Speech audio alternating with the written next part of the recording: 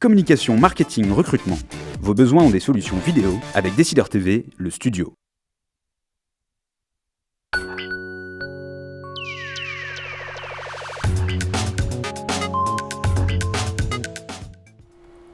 Bienvenue dans les Décideurs de l'Emploi, chaque mardi de 12h30 à 13h, vous en avez l'habitude, en direct sur Décideur TV, nous traitons une problématique liée à l'emploi. Soit en rentrant dans les coulisses du département RH d'une entreprise, soit en traitant une problématique plus transverse. Et aujourd'hui, nous sommes bien dans le second cas, puisque nous allons aborder les nouvelles formes d'emploi en France et en particulier, nous allons nous intéresser au portage salarial. En quoi consiste-t-il? Qui est concerné? Quels sont les avantages et les risques pour l'entreprise et pour le salarié? C'est ce que nous allons voir avec Patrick Lévy-Vetz. Bonjour. Bonjour. Vous êtes le président d'ITG, leader du portage salarial en France et président également de la fondation du même nom, au sein de laquelle vous menez des études prospectives avec d'autres partenaires sur les mutations du marché du travail justement. Nous allons écouter avec attention votre éclairage. À vos côtés, Bruno Salmon, vous êtes l'ancien président de BNP Paribas Personal Finance, plus connu du grand public sous le nom de la marque CTLM. Oui. Aujourd'hui, vous êtes retraité depuis seulement 2 mois, mais pas vraiment, puisque vous continuez d'exercer une activité professionnelle et vous avez choisi justement le régime du portage salarial et vous allez nous dire pourquoi. Alors, messieurs, peut-être tout d'abord, qu'appelle-t-on une forme atypique d'emploi? Monsieur Lévy-Vetz, peut-être. Alors, c'est une forme d'emploi qui n'est ni un statut d'entrepreneur sous toutes ses formes, auto-entrepreneur, création de SARL, création d'URL, etc., ni un statut de salarié au sens classique du terme. C'est donc pour ça qu'il s'appelle statut hybride, on parle de forme hybride d'emploi, c'est à la fois, on va dire, les avantages de l'entrepreneur et les avantages du salarié. Alors, que peut-on regrouper dans ce terme de forme atypique d'emploi? Est-ce que vous avez des exemples? On a parlé du portage salarial, oui, y en a-t-il d'autres? Oui, alors d'abord, selon les pays, il y a différentes acceptions du terme, ça s'appelle umbrella company, ça s'appelle payrolling dans d'autres, portage salarial en France. Vous avez aussi en France les coopératives d'activité qui sont une autre forme qui est dans le secteur marchand puisque c'est dans l'économie solidaire. Mais en fait, vous avez... Alors, est-ce que on peut le rejoindre des fameuses SCOP qui ont été remises au goût du jour lors de la reprise de Cifrance l'année dernière, ouais. Ces fameuses sociétés, effectivement... Ça, c'est différent. C'est différent. C'est une forme capitalistique très, très différente. Non, ce qui singularise les formes atypiques d'emploi, c'est la possibilité pour une personne à la fois d'avoir une sécurité économique, sécurité de protection sociale, c'est-à-dire d'être salarié pour un temps, et en même temps d'être autonome dans la manière dont il va gérer son business. Au fond, c'est un indépendant qui est salarié. Alors aujourd'hui, quel est l'état des lieux sur le marché du travail français? Quelle est la part de ces emplois sur l'emploi privé en général? Alors c'est encore assez marginal puisqu'on a à peu près, on imagine, entre 30 et 50 000 personnes qui sont en portage salarial, en forte croissance d'année en année. Et puis il s'est passé quelque chose d'important, c'est qu'un arrêté du ministre du Travail qui était attendu par la profession depuis plus de 3 ans, qui date du 8 juin de cette année, absolument, a permis d'encadrer juridiquement, c'est-à-dire de permettre aux entreprises de faire appel à des portées sans avoir de risque juridique. Et donc, en établissant juridiquement, on va dire institutionnellement, cette activité, ce statut-là, il permet finalement au plus grand nombre de venir en portage salarial pour leur permettre vraiment de développer leur activité. Étant entendu que pour l'instant, cet arrêté est réservé aux cadres, mais que les négociations vont continuer. Alors, on aura l'occasion effectivement d'y revenir, mais vous avez raison de le souligner. Aujourd'hui, seulement les cadres sont concernés, et puis des cadres bien spécifiques, puisque seuls ceux qui gagnent au moins 2 900 € bruts sont concernés. Bruno Salmon, je l'ai rappelé en début de cette émission, vous êtes dorénavant retraité de BNP Paribas, oui. Mais vous continuez d'exercer l'activité d'advisor auprès de 2 sociétés. Alors peut-être déjà, qu'est-ce qu'un advisor ? Oh, écoutez, un advisor, la traduction française, c'est conseiller. En fait, ce sont souvent des entreprises qui n'ont pas de conseil d'administration et qui utilisent un groupe d'advisors, un groupe de conseillers pour leur stratégie et pour leur projet de développement. Donc, c'est un peu l'équivalent. Alors, peut-être une question un peu personnelle pour commencer. Pourquoi vouliez-vous effectivement continuer à travailler ? Ah, écoutez, j'ai jamais imaginé les choses autrement parce que je crois que je suis construit comme ça. J'ai eu une vie professionnelle tout à fait passionnante. J'ai été pendant 41 ans dans la même entreprise et il n'y a jamais un instant où j'ai pensé qu'après m'être arrêté dans cette entreprise, je ne ferais rien. Donc voilà, je ne me vois pas m'occuper que de mes vacances et de moi-même. Donc voilà, donc je dirais c'est le prolongement naturel pour moi de mon activité. Alors, aviez-vous pensé au portage salarial en quittant BNP Paribas? Vous étiez dit... Non, alors très sincèrement, je ne connaissais pas très bien le portage salarial. Moi, j'ai une vie professionnelle très simple et très longue dans le temps. J'ai toujours été salarié. Du coup, quand j'ai vu que je ne serais plus salarié de mon entreprise et qu'on me proposait du travail dans notre société, je me suis demandé comment j'allais faire. Donc, dans ces cas-là, on vous dit qu'il faudra facturer des honoraires. Quand vous étiez salarié, vous n'êtes pas habitué du tout à faire ça. Et donc, là, le statut effectivement d'indépendant et alors l'option juridique qui peuvent s'ouvrir à vous, c'est soit de créer votre propre société. Absolument, soit vous créez votre URL et puis... Ou le statut d'auto-entrepreneur, mais alors là, il ne faut pas dépasser un certain plafond de chiffre d'affaires. Ah oui, alors le statut d'auto-entrepreneur, vous connaissez le sujet du plafond, donc il ne faut pas dépasser un certain volume d'activité. C'est très vite fait quand même en facturation.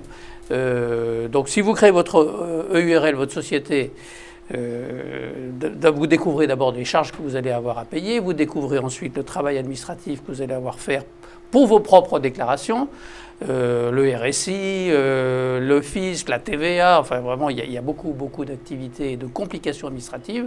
Et puis ensuite il faut que vous facturiez vos clients. Donc il faut aussi tenir une activité comptable de facturation, plus tenir la comptabilité de sa société. Donc après, quand j'ai regardé le portage salarial, je me suis rendu compte qu'à un coût qui est très comparable, la totalité de la déclaration est faite par la société de portage, par ITG en l'occurrence, qu'ensuite les facturations sont faites aussi par la société de portage. Et donc, quand on compare les deux... Je rebondis sur vos propos, puisqu'un invité nous demande comment choisir sa société de portage. Alors, vous nous dites, voilà, j'ai choisi ITG. Comment avez-vous fait ce choix? Écoutez, j'ai regardé sur Internet les sociétés de portage. ITG est la plus importante et la plus réputée. En fait, j'ai simplement ensuite pris contact parce que je voulais rencontrer les personnes et voir comment ça se passe. Quand on rentre en contact avec ITG, en fait, on va à une réunion d'information, où on est d'ailleurs avec d'autres consultants, d'autres indépendants. Moi, j'ai fait le choix aussi d'aller après à une réunion de formation marketing pour voir un peu ce qui était proposé. C'est une réunion de formation où on vous apprend à vous présenter, à faire un dossier de présentation, à calculer sa facturation, enfin toute une initiation. Donc ça, c'est la société de portage qui fournit ces... Alors en plus, c'est gratuit. Voilà, donc peut-être ajouter un point. Choisir sa société de portage, c'est trois choses, et à mon avis, c'est trois éléments, parce que les internautes qui posent des questions, évidemment, ont l'embarras du choix. Le premier élément, c'est la sécurité, c'est paradoxal, c'est la sécurité juridique et financière de l'entreprise de portage. Pourquoi? Parce que vous faites confiance. Moi, je dis toujours, vous confiez votre argent à une société qui va facturer pour vous, et qui ensuite va transformer... Rappelons justement le principe de base, peut-être du portage salarial. Oui. On a donc un salarié, vous en êtes un exemple, Monsieur Salmon, qui va du coup vendre des prestations à des sociétés clientes, mais qui sera employé et rémunéré par une société tierce qui est la société de portage. Moi-même, j'ai mis un peu de temps à comprendre ça, parce qu'en fait, on est indépendant, mais on trouve ses clients. Donc en fait, la relation commerciale, elle est bien avec le consultant. Et le consultant, en fait, choisit de se faire porter, c'est-à-dire de devenir salarié de l'entreprise de portage. Et en fait, tout le reste de sa relation avec l'entreprise de portage, avec ITG pour moi, c'est une relation de salarié. C'est-à-dire qu'il y a une déclaration d'activité, il y a un bulletin de salaire, la facturation est faite par ITG à l'entreprise pour laquelle je travaille. Et donc, vous êtes rémunéré, c'est une question d'un internaute, par la société rémunéré par ITG. Donc c'est un vrai Et sous quel type de contrat? Est-ce qu'on est sur là un CDD, un CDI? Nous, on privilégie le CDI quand c'est possible. Évidemment, on a quelques CDD, mais on privilégie un CDI et un CDI à temps partiel. D'abord parce que notre démarche, évidemment, ça dépend de la personne. Si elle veut faire, ça nous arrive d'avoir des personnes qui ont une mission et qui nous demandent de le faire pour une fois, c'est-à-dire one shot. En revanche, la majorité des personnes, c'est des personnes qui soit sont en transition professionnelle, en reconversion professionnelle, soit dans une volonté de s'installer un peu durablement dans un tel statut. Et alors notre démarche à nous, c'est d'accompagner les personnes, et c'est très important, c'est un autre facteur de choix des entreprises d'une société de portage, c'est d'accompagner précisément, comme le disait Bruno Salmon, pour permettre de gagner en autonomie et de gagner d'autres missions. Et donc à partir de là, si on s'inscrit dans une démarche de pérennité, on essaye au maximum, selon les cas, et ce n'est pas toujours le cas, mais selon les cas, de permettre à chacun d'avoir un CDI à temps partiel et qui petit à petit va pouvoir ancrer une relation pérenne d'accompagnement de notre part et pérenne avec la personne. Alors c'est intéressant ce que vous dites parce que j'entends derrière vos propos que finalement le rapport de employeur-employé se fait vraiment entre la société de portage et son salarié avec justement même une visibilité sur l'opérationnel de votre activité. C'est-à-dire que vous donnez peut-être même des objectifs de volume d'affaires. Non, comment on ne va pas jusque-là. Enfin, ça dépend. Selon les personnes qui viennent et qui nous rencontrent, ils demandent un peu plus d'attention parce qu'ils souhaitent avoir un miroir dans leur propre activité. Donc on en rencontre et selon la demande, vous savez, une personne qui est autonome, c'est une personne qui par principe souhaite pouvoir développer selon son propre son choix personnel. Et donc on doit être à l'écoute de son besoin. On doit être là en accompagnement s'il le souhaite, mais s'il ne le souhaite pas, il faut aussi laisser cette liberté-là. Notre responsabilité à nous, c'est d'être cet accompagnateur selon la demande de la personne. Mais parce qu'il y a un risque pour vous, Patrick Lévy-Wetz, parce que derrière, effectivement, le portage salarial, il y a aussi un business model pour votre entreprise et vous êtes quelque part dépendant de l'activité de vos consultants. Est-ce que justement, vous arrivez, il faut gérer ce cycle d'activité? Alors d'abord, évidemment, on a cette nécessité, bien sûr. On a la nécessité aussi d'avoir une extraordinaire précision dans la manière dont nous travaillons. Hein. On a aujourd'hui 2700 consultants qui sont d'ailleurs structurés par typologie de métier pour qu'il puisse y avoir des clubs.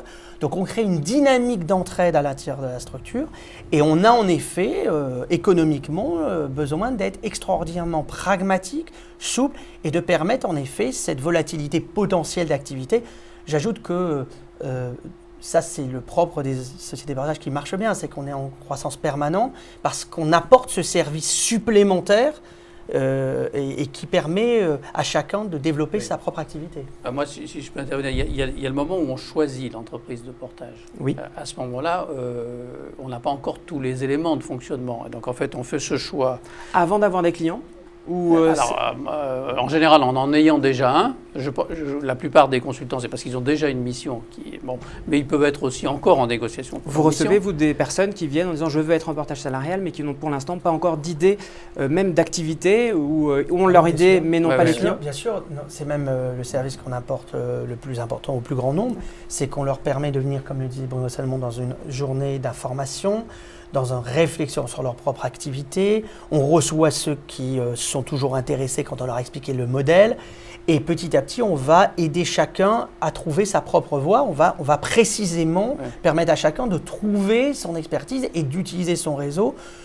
Donc on est un incitateur, on est un facilitateur et on est évidemment une entreprise qui a des devoirs extrêmement importants. Absolument. C'est pour ça que je veux dire, au moment du choix de l'entreprise, en fait, on fait un choix sur la solidité juridique de l'entreprise à laquelle on s'adresse. On fait un choix aussi économique. Est-ce que, par exemple, par rapport à une SARL, ça coûte plus ou moins cher? Quand on compte le coût, les charges d'une SARL, on oublie toujours de compter le comptable. Si vous rajoutez le prix d'un comptable, par exemple, quelqu'un qui fait 50 000 euros de chiffre d'affaires, s'il rajoute ce qu'il va devoir verser chaque année à son comptable, honnêtement, ça vaut largement le coût de la commission prise par une société de portage. Et puis, la qualité des gens qu'on rencontre. Voilà, ça c'est ce qui fait qu'on choisit telle ou telle entreprise. Ce qu'il y a, c'est que la vie ensuite commence, c'est-à-dire que la relation avec la société de portage. Pour le consultant, c'est une relation qui est au moins mensuelle et souvent beaucoup plus fréquente que ça. Alors il y a à la fois la relation sur les conseils qui sont donnés, sur la formation, même aussi la qualité de la relation administrative avec les gens qu'on a au téléphone, et puis l'outil qui est mis à disposition du consultant pour gérer son activité. Et donc, moi, j'ai découvert ça plus récemment en étant devenu porté d'ITG, c'est-à-dire qu'on a un outil Internet qui s'appelle le bureau ITG, qui permet au consultant de chez lui, sur son iPad ou sur son ordinateur, de gérer la totalité de son activité, c'est-à-dire de faire ses déclarations, de compter ses frais, de faire sa facturation, etc. Et il a une vision instantané et historique sur la totalité de son activité. Alors, je vous remercie Bruno Salmon de ce témoignage. On a le point de vue du salarié, maintenant du côté de l'entreprise. Ouais. Comment ça se passe? Et c'est une question de Charlie. Est-ce coûteux pour une entreprise de mettre en place le portage salarial? Pour une entreprise du client? Cliente. Non, pas du tout. Quand on embauche? Non, pas du tout. C'est pas coûteux. D'abord, il faut bien comprendre, les entreprises ont aujourd'hui besoin, des fois ne recrutent pas parce qu'ils ont besoin d'un besoin ponctuel et donc plutôt que de recruter, cherchent à avoir ou des indépendants ou des freelances ou des personnes en portage. Bon, c'est un statut à part entière. La singularité et l'intérêt pour l'entreprise, c'est quand elle a choisi sa société de portage, quand elle-même elle est sûre que les sociétés de portage sont solides économiquement, sont sérieuses sur le plan de la législation et donc sur le plan de la réglementation. L'entreprise en question ne va ne payer que la prestation fournie. Elle va payer la prestation à ITG. Et donc vous complétez le revenu? Non, pas du tout. On va transformer l'honoraire en salaire pour notre salarié. Qui correspond à son activité. Mais au départ, vous mettez d'accord sur... non, ce n'est pas un salaire déterminé à l'avance, c'est les fonctions de l'activité. Les fonctions de l'activité. Le prix de la mission, je discute avec l'entreprise cliente, à qui on va facturer des honoraires. Dans mon cas d'ailleurs, au début, je ne savais pas que je serais porté. Donc le contrat, il n'était pas avec une société de portage. Et après, pour l'entreprise cliente, ça ne fait aucune différence. Sauf un avantage. Donc, si je peux me permettre, donc ça veut dire que votre revenu est irrégulier. Il est fonction de la même manière qu'un tout indépendant. Fonction de votre activité. Donc l'avantage qu'apporte le portage, ça va être précisément de cotiser aux indemnités chômage, à la retraite, ce que n'apportait pas un régime plus indépendant? Oui, mais c'est limité. Enfin, si je peux me permettre, il y a plusieurs solutions. Premièrement, c'est en effet de cotiser pour ceux qui en ont besoin. Deuxièmement, comme le disait Bruno Salmon, c'est de permettre de prendre en charge toute l'activité administrative. Ça, c'est d'autres personnes. Troisième élément, je reviens quand même sur la question de votre internaute, c'est pour l'entreprise, il y a une sécurité. Il n'y a pas d'enjeu de requalification. Il n'y a pas de problème de prêt de main-d'œuvre parce que le portage est autorisé en tant que tel, donc il n'y a pas de prêt de main-d'œuvre. Et il n'y a pas de requalification parce que quand on fait appel à un indépendant, que l'indépendant a passé trop de temps, même une URL, et à un seul client, il y a un risque de requalification pour l'entreprise. Donc il y a plusieurs avantages pour l'entreprise qui va utiliser quelqu'un de porté, et il y a évidemment, comme on l'a dit, des intérêts propres selon les personnes, selon leurs besoins, soit de cotiser. Bob demande combien se rémunère votre société sur quel pourcentage vous prenez sur le chiffre d'affaires. C'est simple, les entreprises de portage salarial sérieuses, c'est ce qu'on est évidemment en étant le leader et le plus important du marché, c'est autour de 10%. Après, c'est dégressif selon le montant, c'est autour de 10%. Pourquoi 10% ? 10%, ça représente d'abord l'infrastructure. Deuxièmement, la sécurité économique minimum pour qu'on puisse garantir que l'argent est bien géré, l'argent de consultant. Et troisième élément, tous les processus d'accompagnement, d'outils qui sont mis à disposition. Sans ce dispositif-là, les entreprises perdent de l'argent, toutes, et à partir de là, il y a un risque économique pour les porter. Donc c'est le minimum au départ. Après, ça peut descendre selon le montant des honoraires, évidemment. Descendre à 9, 8, 7. En général, ça descend peu en dessous parce que sinon, il y a un risque réel économique et c'est l'intérêt du porté, pour le coup. Je fais le lien avec ça parce que 10%, oui, ça paraît gros. En fait, je reprends l'exemple de quelqu'un qui fait 50 000 euros d'activité. 10%, ça va faire 5 000 euros. Si vous devez payer un comptable sur une année, souvent, il va vous demander à peu près ça. Donc, il faut souvent le traduire en euros. Et je reviens sur le point que vous souleviez tout à l'heure, parce qu'il n'y a pas, je dirais, un modèle de consultant qui veut se faire porter. Il y a des gens qui ont des motivations très différentes. Moi, je suis l'exemple d'un retraité. Bon, mais c'est marginal dans l'activité des portés, j'imagine. Beaucoup sont soit des jeunes qui font ça par choix, c'est-à-dire qu'ils n'ont pas envie de rentrer comme CDI dans une entreprise pendant longtemps. Souvent, ce sont des experts qui savent qu'ils trouveront du boulot facilement. Soit très souvent des cadres qui ont eu un accident de parcours ou qui ont... Justement, voilà. effectivement. Est-ce que c'est une solution qui est là pour, en cas de pépin voilà, moi, j'en ai rencontré beaucoup dans les réunions de présentation. Et en fait, le choix pour eux entre la SARL ou la société de portage, la société de portage leur amène une sécurité parce qu'ils continuent à cotiser aux ACDIC et à avoir droit aux ACDIC, qu'aucune autre solution juridique ne leur offre. Donc en fait, c'est une solution de court terme, ce n'est pas une solution de long terme. Ça peut être une solution de long terme. Ça dépend. On a, pour le coup, chez nous, on a des personnes, on a vraiment 20% ou 25% de personnes qui sont à long terme. Quand on dit long terme, c'est plus de 4 ans. On a l'immense majorité, la moyenne c'est 4 ans. C'est pour vous donner un exemple, donc c'est quand même assez long. Et puis vous avez ceux qui vont créer une entreprise derrière. Une passerelle, c'est une passerelle pour des personnes qui passent de salariés à je vais vendre des missions. Puis quand ils ont développé, de devenir entrepreneur, tout en sécurisant. Nous on pense et on le voit tous les jours. Il y a une augmentation de personnes qui viennent. C'est une passerelle et ils vont créer leur propre entreprise derrière. Puis ensuite, évidemment, une importante catégorie de personnes, comme le disait Bruno, c'est on a vraiment ces personnes qui sont en transition professionnelle entre un emploi et un autre. Vous savez, 60%, toutes les études du monde, 60% de ceux qui ont une mission retrouvent plus facilement de l'emploi. Donc, il y a intérêt à chercher des missions quand on a perdu son job. Il y a intérêt à se mettre sur le marché du travail autrement pour retrouver y compris pour retrouver un job après. Certains d'ailleurs restent en portage parce qu'ils trouvent ça formidable. Ils sont plus autonomes, ils sont plus... Alors, est-ce une solution pour l'élite ou peut-on imaginer de généraliser ce statut aux non-cadres, par exemple? Alors, ça, c'est un débat qu'il y a eu avec les partenaires sociaux. La France, vous savez, est très rétive à ces nouvelles formes d'emploi. À peu près 4% en France. Contre, par exemple, 24% en Italie, 24% 13% en Angleterre. Voilà, 13% en Angleterre. Je trouve que c'est intéressant parce qu'un pays du Sud et un pays du Nord. Quelle est la raison? La raison, c'est qu'en France, il est établi que le CDI est la norme.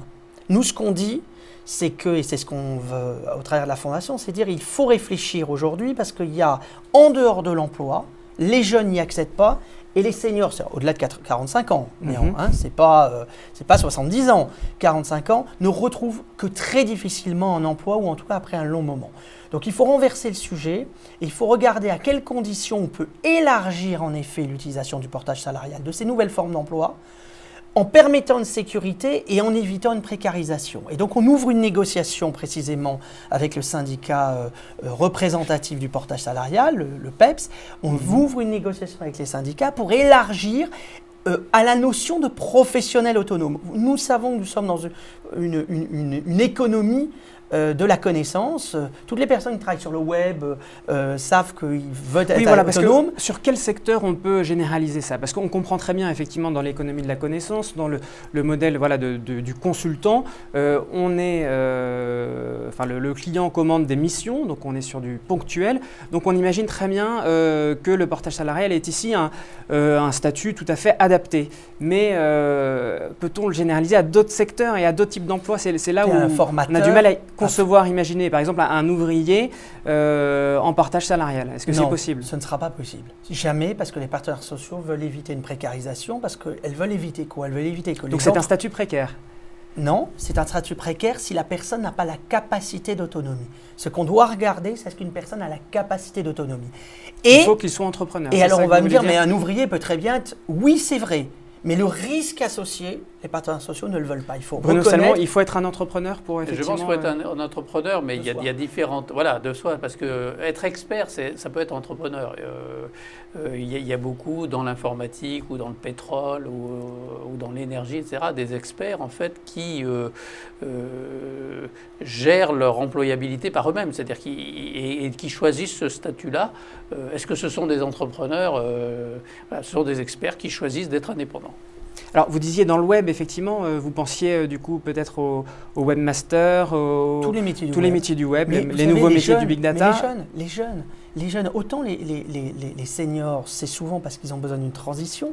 Les jeunes générations qui arrivent Alors ont justement, intégré. je rebondis, Oui. excusez-moi, hein, sur Je vous en prie. justement une question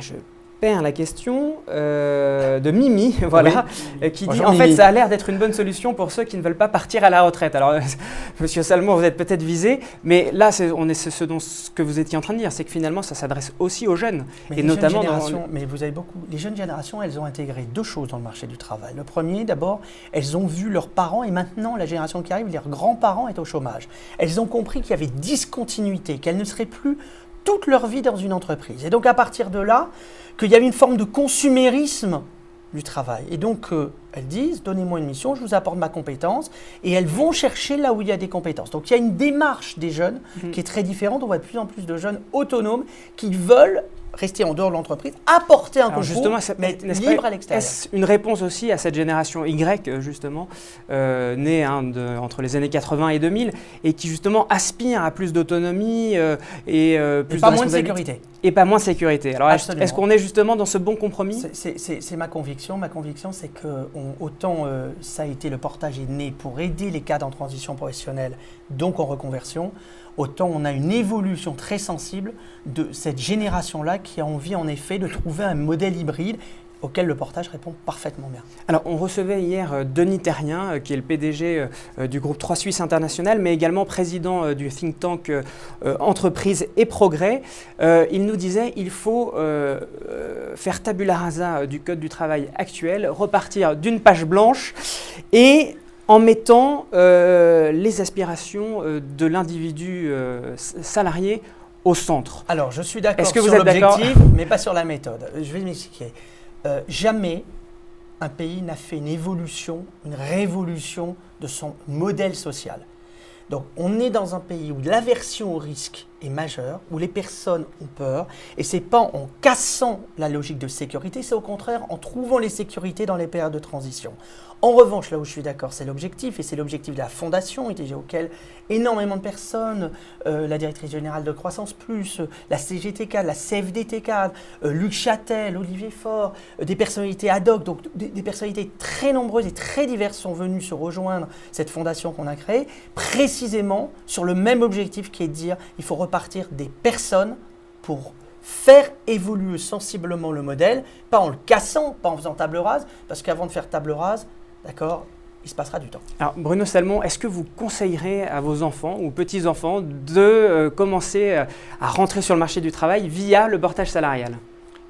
Moi, je pense que ça dépend beaucoup des personnalités, mais une personnalité qui veut manager sa vie et manager sa vie professionnelle, oui, parce que je trouve que cette formule réunit la capacité d'être indépendant et la capacité d'entreprendre avec la sécurité qui est donnée à un salarié. Et donc...